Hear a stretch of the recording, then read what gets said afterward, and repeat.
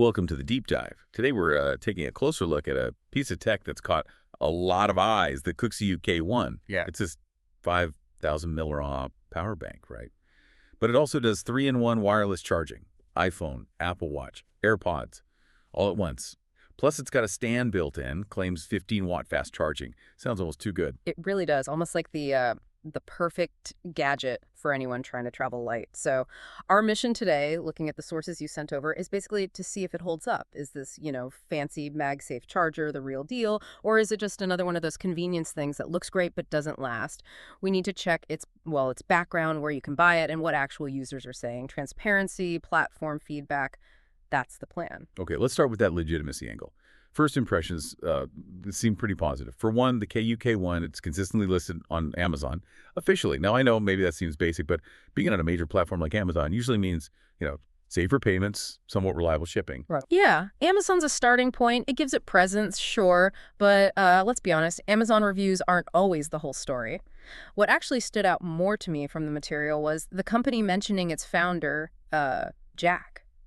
Putting a name, a person behind the brand, that adds a layer of accountability. Right. It feels less anonymous somehow. Exactly. It suggests there's someone responsible, someone you might contact for support, or, if there's an issue.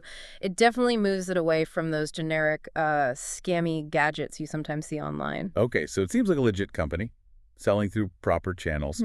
So what about the device itself, the core claims? How does it actually perform? What's the user experience like? Well, this is where it gets interesting. Users seem to genuinely rave about the build quality. They use words like premium, solid, durable. It's got an aluminum body. Even the packaging gets mentioned as neat and elegant. And it does come with a USB-C cable, which is good. Okay, solid build. That's a plus. But we need to be realistic about the physics here. It's 5,000 millicar.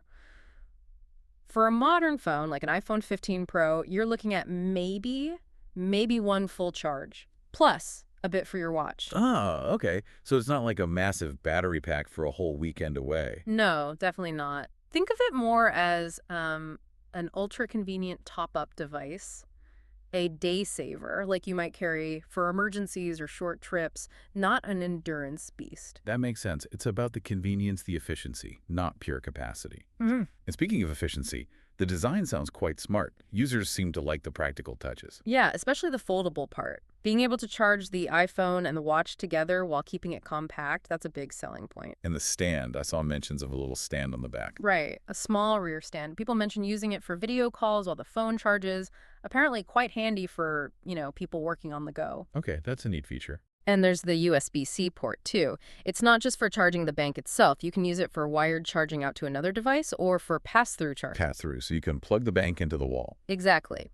Plug it in, and it charges the bank plus anything you've got attached wirelessly or wired. Your phone, watch, AirPods, all at the same time as the bank itself powers up.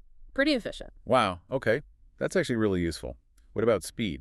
It claims 15 watts, Qi2 wireless charging. Yep, and that seems legit, too. Fast Qi2, delivering up to 15 watts.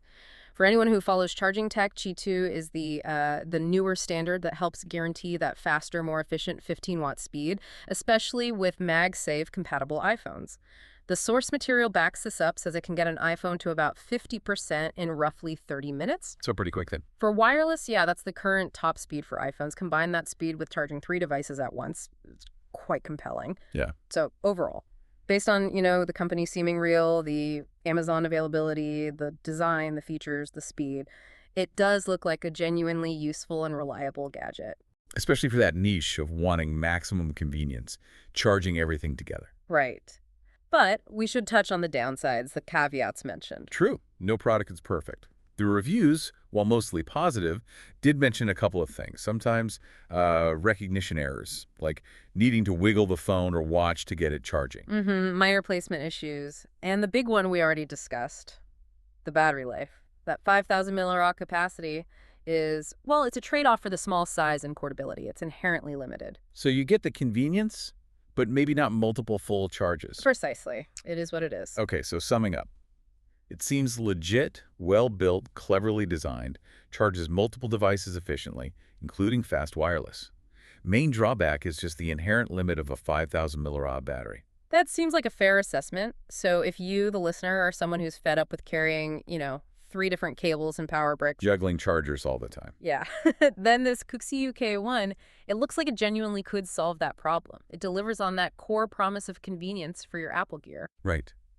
Which leads us to our final thought for you to chew on. We see more and more of these ultra-convenient, multifunction travel gadgets, and they almost always involve a trade-off, usually battery capacity versus size and features. So the question is, where do you draw the line? For a device like this, focus purely on convenience and portability. How much battery life is enough? Is 5,000 milliamp, maybe one full phone charge, an acceptable trade-off for you to ditch all the other chargers? Something to think about.